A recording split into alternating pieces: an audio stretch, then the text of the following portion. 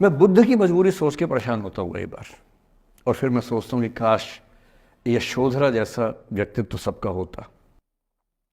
बुद्ध की रियल कहानी क्या है शायद किसी को नहीं पता। मैं जिस कहानी की बात कर रहा हूँ, मैथिली शरण गुप्त नाम के एक बड़े प्रसिद्ध कवि ने यशोधरा नाम की पुस्तक में वो कहानी लिखी है, भूमिका में जिक्र किया। बुद्ध बचपन से ही थोड़े से वैरागी किस्म के व्यक्ति थे। उनकी कुंडली देख के एक ज्योतिषी ने बताया भी था। माता पिता बहुत परेशान थे, शुद्धोदन उनके पिता का नाम था। माता पिता ने बहुत कोशिश की कि इस बच्चे का मन विरक्त न हो। अच्छा महल बनवाया, सारी सुविधाएं दी। जैसे ही बुद्ध थोड़े से किशोरावस्था में आए, उस समय की दुनिया की सबसे खूबसूरत महिला से, लड़की से, यशोधरा से उसकी शादी करवा दी। यशोधरा के पिता ने काफ़ी एग्ज़ाम लिए बुद्ध जी के, वो सारे एग्ज़ाम में पास हुए, तब जाके शादी हुई, ऐसे नहीं हुई। शादी हुई तो बुद्ध भी ठीक था, रमे रहे उस जीवन में। बेटा हुआ उनका राहुल। अब बुद्ध की विरक्ति का भाव बढ़ता जा रहा था। 29 साल की उम्र के आसपास ऐसा हुआ कि उन्होंने एक मृत व्यक्ति को देख लिया, एक बूढ़े को देखा, एक भिखारी को देखा, एक बीमार को देखा। विरक्त हो गए और उनका मन हुआ घर छोड़ दूं, ज्ञान की खोज में चला जाऊं। अब ज्ञान की खोज में जाएं, उनको पता है कि भाई मेरी पत्नी भी है, मेरा बेटा भी है, राज्य भी है, कैसे छोड़ दूं? छोड़ना जरूरी है। अंदर की आवाज है कि छोड़ो, तुम इस चीज के लिए नहीं बने हो, तुम्हारा स्वधर्म कुछ और है।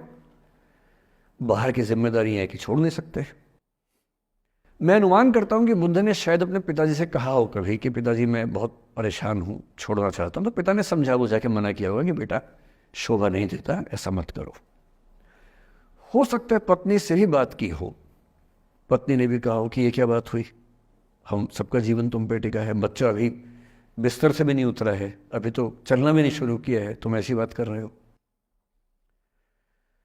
इसका जिक्र नहीं मिलता इतिहास में कि ये बात हुई कि नहीं हुई। और एक दिन बुद्ध ने तय किया और वो आधी रात को पत्नी और बेटे को सोता हुआ छोड़ के चले गए। इसको बौद्ध परंपरा में महाभिनिष्क्रमण कहते हैं, बुद्ध का अपने घर से निकल जाना। अब बुद्ध चले गए, लेकिन मैथिली शरण गुप्त यशोधरा के पर्सपेक्टिव से बुद्ध को देख रहे हैं। यशोधरा बहुत परेशान है, भाई पति चला गया है, बच्चे का पिता चला गया, मजाक छोड़ना है। राजा परेशान है कि उनका उत्तराधिकारी चला गया है। यशोधरा इतनी परेशान है, बहुत लंबे समय तक छंद आते रहते हैं कि वो कितनी बेचैन है, कितनी परेशान है। लेकिन यशोधरा की सबसे बड़ी परेशानी इस बात से नहीं कि बुद्ध चले गए, इस बात से है कि बिना बताए चले गए, भरोसा नहीं किया।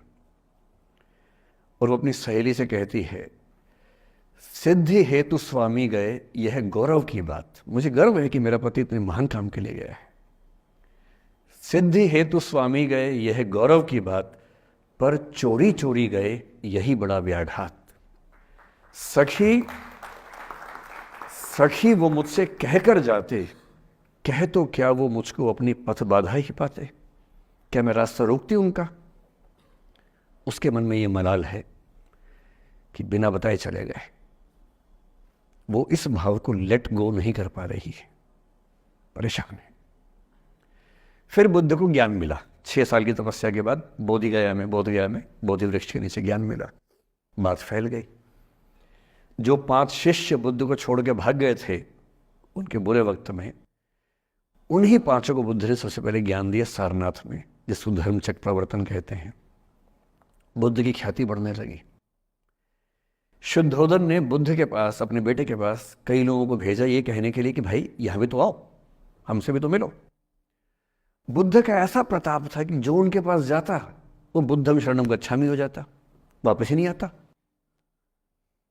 तो फिर शुद्धोदन ने बुद्ध के बचपन के एक दोस्त को ये कह के भेजा, भैया मैं जानता हूं तुम वापस नहीं आओगे, पर प्रभावित होने से पहले बोल देना कि पापा याद कर रहे थे। तो वो गया, उससे वायदा निभाया, हो तो गया, बुद्ध के संग में दीक्षित हो गया, पर वायदा निभा दिया। तो बुद्ध ने कहा जरूर जाऊंगा, पिताजी की आज्ञा है तो जाऊंगा ही जाऊंगा। बुद्ध पहुंचे अपने कपिल वस्तु, जो अपना इलाका था, वहां पहुंचे। पूरे कपिल वस्तु में, नेपाल सिद्धार्थ नगर से नेपाल जाएंगे तो नेपाल बॉर्डर पे ही कपिल वस्तु है। मैं देखने गया था वो जगह जहां बुद्ध पैदा हुए थे, बड़ा सुंदर स्थान है, आप भी जाकर देखें कभी। तो बुद्ध पहुंचे रात को, एक धर्मशाला में रुके। अब वहाँ हल्ला मच गया कि राजा का बेटा धर्मशाला में। बुद्ध ने कहा, भाई मैं देखो राजा का बेटा बन के नहीं आया हूँ, मैं बुद्ध बन के आया हूँ। सुबह उठ के भिक्षा मांगने लग गए उस इलाके में, अपने ही पिता के राज्य में। पिता ने सिर पीट लिया कि भाई क्या कर रहे हैं। फिर बुद्ध ने सूचना भिजवाई कि मैं बुद्ध हूँ, बेटा हूँ संयोग से, ठीक है मैं आ रहा हूँ मिलने के लिए, पर मैं बुद्ध होके आया हूँ, मेरी चर्या है, नियम है, मैं भिक्षा से ही जीवन जीता हूँ अपना। ठीक है, पिताजी ने कहा चल कोई बात नहीं। फिर बुद्ध गए पिता से मिलने, पिता से मिले, सबसे मिले भरी सभा में, लेकिन यशोधरा नहीं आई मिलने के लिए, लेट गो नहीं कर पा रहे थे। उसके मन में दर्द था, छुप के क्यों गया, बता के जाता। बुद्ध ने पूछा पिता से कि यशोधरा कहाँ है, तो बोले कि वो कह रही है कि अगर बुद्ध मिलना चाहेंगे तो खुद ही मिलने आएंगे मुझसे, मैं क्यों जाऊंगी भाई, आत्मसम्मान भी तो कोई चीज़ है, मैं क्यों मिलने जाऊंगी। तो बुद्ध मिलने गए। सोचिए कमरे में यशोधरा बैठी है, राहुल साथ में है। अब राहुल थोड़ा सा बड़ा हो गया है, 6-7 साल का है। बुद्ध गए हैं। अब आपके मन में आ रहा है कि बुद्ध वहाँ जाके बोलेंगे सॉरी मैंने गलत किया, I hurt you, I really feel sorry. Buddha है वो बुद्ध, वहाँ जाके क्या बोल रहे पता है, भिक्षाम देहि, भिक्षा दो। और यशोधरा कितनी महान महिला रही होगी, उसने अपने बेटे का हाथ बाप के हाथ में दे दिया। लेट गो का इससे महान उदाहरण दुनिया के इतिहास में नहीं है कि चलो आखिर तुमने आके झुक के कुछ मांगा तो सही। उसकी जितनी ईगो थी, अहंकार था, सब विगलित हो गया। और जो औरत परेशान थी कि मुझसे बिना बताए गया, उसने अपने बेटे को दे दिया कि इसको लेके जाओ, क्योंकि वो जानती हो कि तुम महान काम कर रहे हो, और तुम महान काम कर रहे हो तो मैं क्यों बीच में आऊंगी भाई, मेरा पति महान काम कर रहा है तो मुझे खुशी होनी चाहिए, और तुम्हारी उस खुशी में मैं क्यों पीछे हटूं, बस मुझे भरोसे में लेके जाते तो और खुश होती। ऐसी दूसरी कहानी राधा जी की है। अगर आप ऐसे ही अपने जीवन को सुधारना चाहते हैं और बेहतर इंसान बनना चाहते हैं तो चैनल को सब्सक्राइब करें। अगली कहानी राधा कृष्ण की है, उसकी लिंक आपको डिस्क्रिप्शन में मिल जाएगी। Don't forget to subscribe.